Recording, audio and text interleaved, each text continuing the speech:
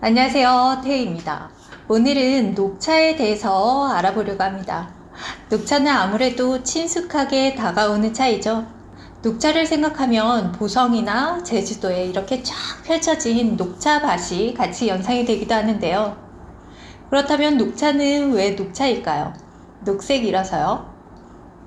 네, 맞습니다. 녹차는 녹색이라 녹차입니다.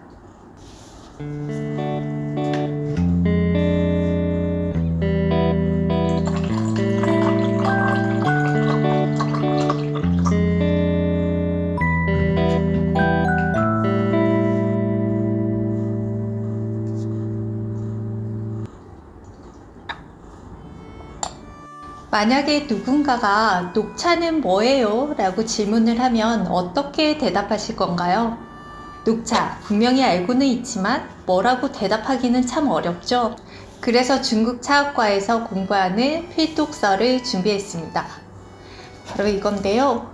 이 세 권이 가장 많이 보는 필독서라고 할 수 있어요.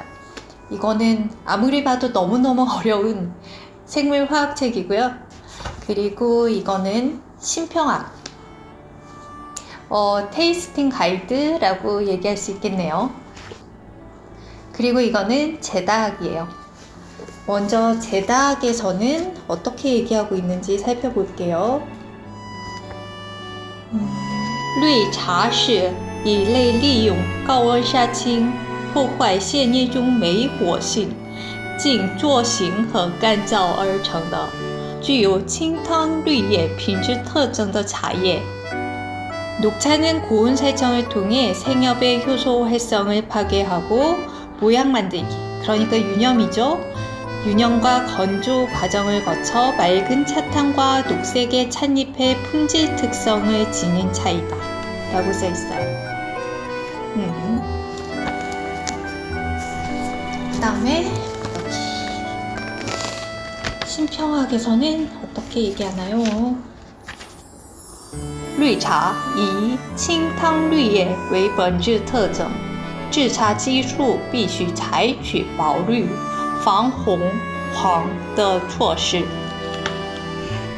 녹차는 맑은 차탕과 녹색의 찻잎의 특성을 살릴 수 있도록 찻잎이 붉거나 황색으로 변하지 않고 반드시 녹색을 유지할 수 있도록 하는 제다 기술을 사용하여 만든다 라고 써 있습니다. 이 두 교재에서 공통적으로 얘기하고 있는 게 칭탕류예입니다. 맑은 차탕과 녹색의 찻잎이라는 뜻이죠. 다시 말해서 녹차는 살청, 유념, 건조를 통해 맑은 차탕과 녹색의 찻잎을 가진 차라고 얘기하면 완벽한 대답이 될 수 있습니다. 그렇다면 녹차를 만드는 과정을 살펴보면서 각 단계마다 어떤 비밀이 숨어 있는지 알아보도록 하겠습니다.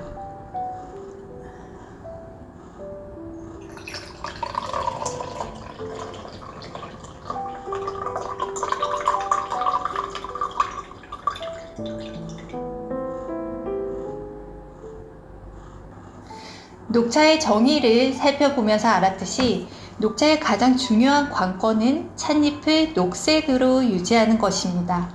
그렇다면 어떻게 녹색으로 유지할 수 있을까요? 이 부분에서 가장 많이 예로 드는 게 사과인데요. 사과를 깎아서 공기중에 방치를 하면 갈색으로 변하는 것을 알 수 있습니다. 이건 바로 산소와 만나서 갈변을 일으키는 효소 때문인데요. 이걸 바로 산화효소라고 합니다. 찻잎에도 이 산화효소가 있는데요. 폴리페놀 산화효소입니다. 녹차를 만들기 위해 찻잎을 따와서 한쪽에 방치해 버리게 되면 이 산화효소가 활발히 움직이면서 찻잎이 붉게 변하게 됩니다. 홍차를 만들 때는 일부러 이 산화효소를 활성화시키지만 녹차는 이 효소가 활성화되기 전에 빨리 파괴를 해버려야 됩니다. 이때 고온의 열로 산화효소를 파괴하게 되는데요. 가마솥에 찻잎을 넣고 덮는 모습 한 번씩 보신 적 있으시죠? 이게 바로 산화효소를 죽이는 작업, 살청을 하는 겁니다. 즉, 살청은 녹차를 만드는 첫 번째 단계이자 가장 중요한 과정이라고 할 수 있습니다. 폴리페놀 산화효소는 일정 온도까지는 온도가 올라갈수록 이 효소도 활발히 움직이기 때문에 살청 온도가 이 효소를 파괴할 만큼 높지 않다면 살청을 하더라도 녹차 잎이 붉게 변해버리고 맙니다. 이렇게 되면 제대로 된 녹차를 만들 수가 없는 거죠. 하지만 살청 온도가 너무 높아져 버리면 찻잎에 반점이 생기거나 가장자리가 타버리게 됩니다. 이 살청 과정은요, 폴리페놀 산화효소를 파괴해서 녹차가 녹색을 띌 수 있도록 만들어주고요. 또 생엽이 갖고 있는 풀 비린내를 날릴 수 있도록 합니다. 역으로 얘기해서 녹찻잎이 너무 불그스름하다라는 건 생엽을 따와서 너무 오래 방치를 했다든지 혹은 살청을 했을 때 온도가 높지 않았음을 알 수가 있는 거고요. 또 녹차 향을 맡았을 때 향긋한 녹차 향이 아니고 왠지 모를 비린내가 난다라는 건 이 또한 살청 과정에서 문제가 있었구나 라고 판단이 가능해지는 거죠. 살청이 끝나면 모양 잡기 과정인 유념을 하게 돼요. 유념은 녹차의 모양을 잡고 내포성을 형성하는 단계입니다. 적당한 압력으로 찻잎을 돌리고 비비면서 모양 잡기를 하는데요. 이때 세포 조직이 파괴가 되면서 즙이 밖으로 빠져나와 차를 우리기에 아주 용이한 상태로 만들어집니다. 찻잎이 으깨지면서 나온 즙은 공기와 접촉해서 화학 반응을 일으키는데요. 이때 차의 맛과 색을 형성하게 됩니다. 유념의 색이, 시간, 방식은 녹차의 품질을 형성하는 데 영향을 미치게 됩니다. 녹차는 다른 차와 비교를 했을 때 유념의 세기가 약한 편이고요. 찻잎의 파괴 정도도 약한 편입니다. 유념을 너무 심하게 하면 세포 손상이 심해져서 즙이 대량으로 나오게 되고 찻잎이 짙게 변하고 탕색이 혼탁해집니다. 유념이 너무 길어지면 폴리페놀 물질이 쉽게 산화가 되면서 차탕이 누렇게 변하게 되고요.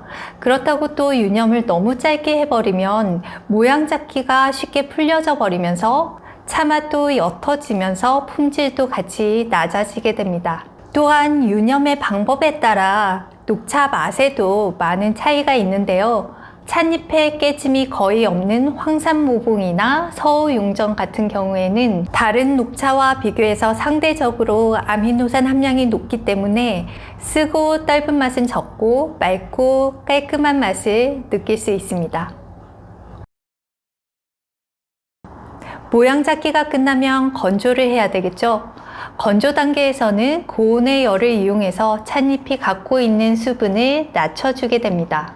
오래 보관해도 차가 변질이 없도록 도와주는 역할을 하는 거죠. 또한 녹차의 향기를 형성하는 아주 중요한 단계가 건조 단계입니다.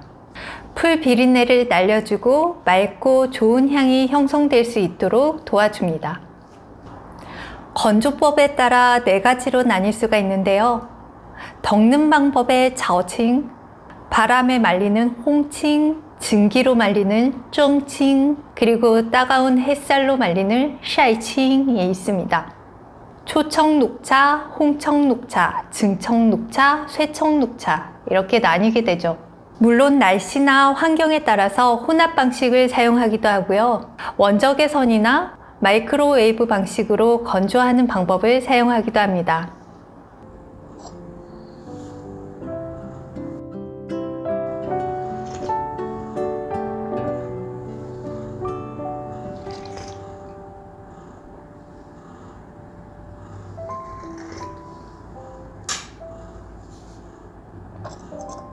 오늘은 녹차에 대해서 알아봤는데요. 녹차가 생각보다 가지고 있는 내용이 많죠. 좀 더 깊은 내용이 있기는 한데요. 그것까지 다루다 보면 너무 콘텐츠가 지겹고 호응이 없을 것 같아서 여기까지 마무리하는 걸로 하겠습니다. 그럼 우리는 다음에 다른 내용으로 또 봐요.